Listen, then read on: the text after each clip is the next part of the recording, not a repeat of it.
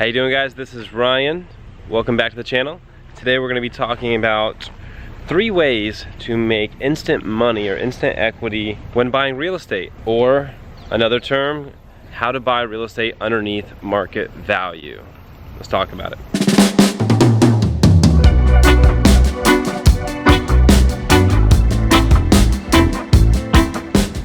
As you guys can see from the intro there, this channel is all about documenting my experience into financial independence through investing and business. If you like videos like that, please make sure to subscribe with that notification bell on so YouTube notifies you every time I upload a video.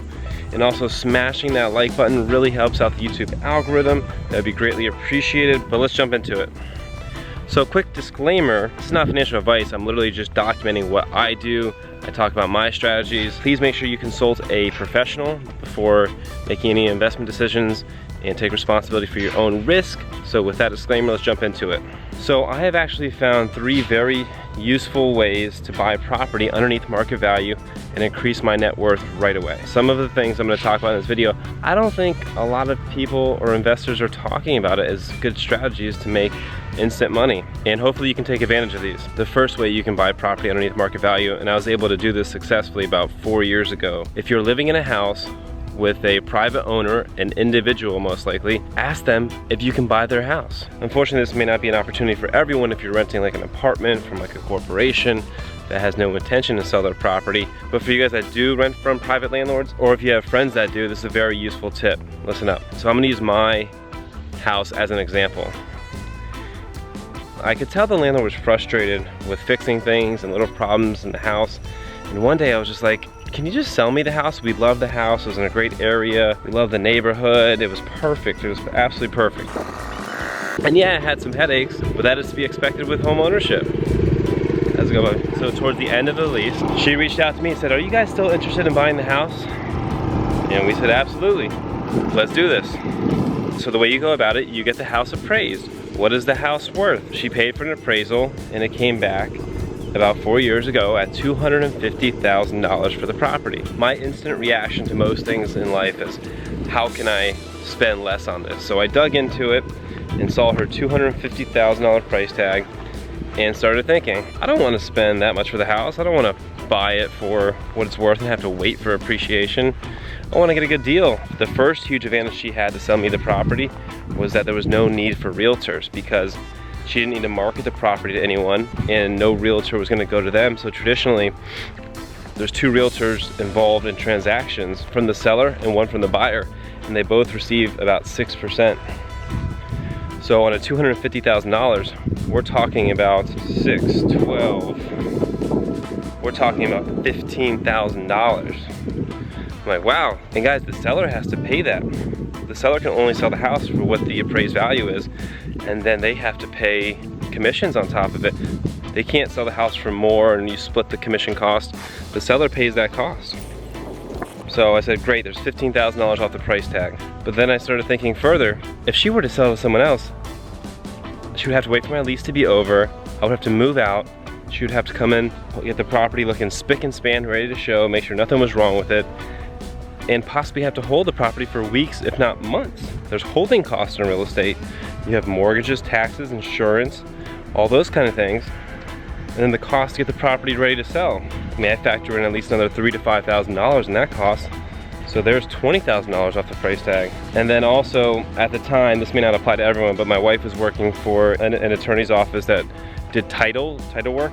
So we were able to save her a lot of money on the transfer taxes of the titles. Pretty much she just had to pay hard cost. So I ended up coming back in and offering her like $225,000 for the property. But this is how negotiation works. I wrote out all the reasons why I was the best candidate and she could get the highest net profit at the end of the day by selling it to me for this discounted price underneath market value.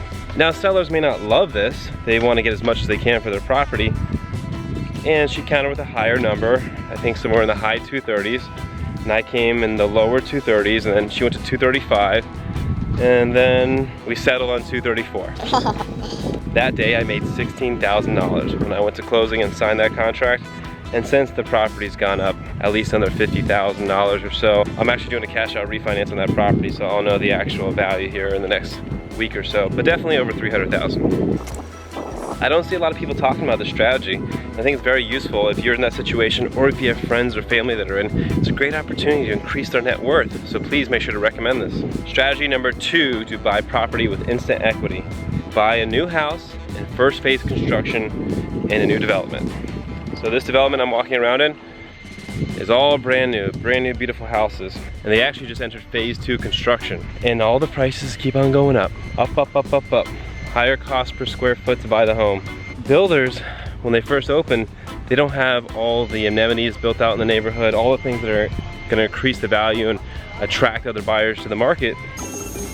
So they have to discount their price to attract buyers. And then as the neighborhood comes to life, and then the future buyers come in and see, wow, there's a beautiful, sorry, people are out doing their lawn today, doing things. I'm just heading over to the gym. So when I came here to buy a house, I was buying a promise of a great clubhouse, and they actually have like the working farm here and all these great amenities. Some people have to see it to believe it. I believed in their vision, and so far it's made me over $40,000. And I actually did a detailed video I'll link in the card above and in the description below on exactly all the tips and hacks on how I made over $40,000. But just go watch that video to learn all that. We'll talk about that in future videos. Those are the first 2 ways to make instant equity and buy real estate underneath market value, which now brings me to my 3rd way of doing it. And it's probably the most popular, and to be honest, it's my least favorite. And that is buying a fixer-upper, or what some people call in the market a wedge deal. It's not that I hate them, it's just they're more of a pain, and I'll explain why. Buying from my landlord and buying new construction, I knew I had a high probability of getting the deal because, one, with the landlord, I was just right there. I knew I could lay out the reason why she would profit most by selling to me, and I could still get a steep discount. New construction, I knew I could get the property because they have so much dirt they want to sell. But when you get into buying fixer-uppers, you have to compete with other investors. And I put bids on several properties. It's been really hard, honestly. Even if I outbid, there's a lot of cash buyers, and for whatever reason, people will sell their house to people with cash for a small discount versus people that use mortgages like me. So I found that to be frustrating. And also, it's expensive enough to put down down payment, closing costs, moving costs. Then you really got to fix the property up, and that can be pretty expensive. So it's more expensive than the first 2 strategies.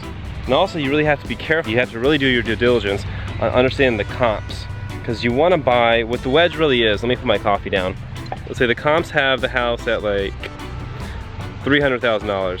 The house you're looking at is $200,000, but needs $50,000 for the upgrade, and then it'll be worth $300,000. That takes a lot of research and relationships with contractors. It takes a more seasoned investor to do it, and you absolutely can do it. It's just a little bit tougher, you know? So I'm not against it, but the other 2 were so easy, I'm not gonna lie. And guys, let me know in the comment section below, have you used any of these strategies for yourself? If I'm missing any, what other tips do you use to buy real estate underneath market value and make instant equity? Also stay tuned, I'm gonna be making some future videos about the cheapest way to buy a property, or specifically a rental property. So make sure you are subscribed with the notification bell on. You can also follow me on Instagram. How's it going? I post there pretty much daily. I'll put my handle right here. And I'm about to go to the gym right now to get a little workout. But as always, thank you so much for watching, and I'll see you in my next one. Cheers.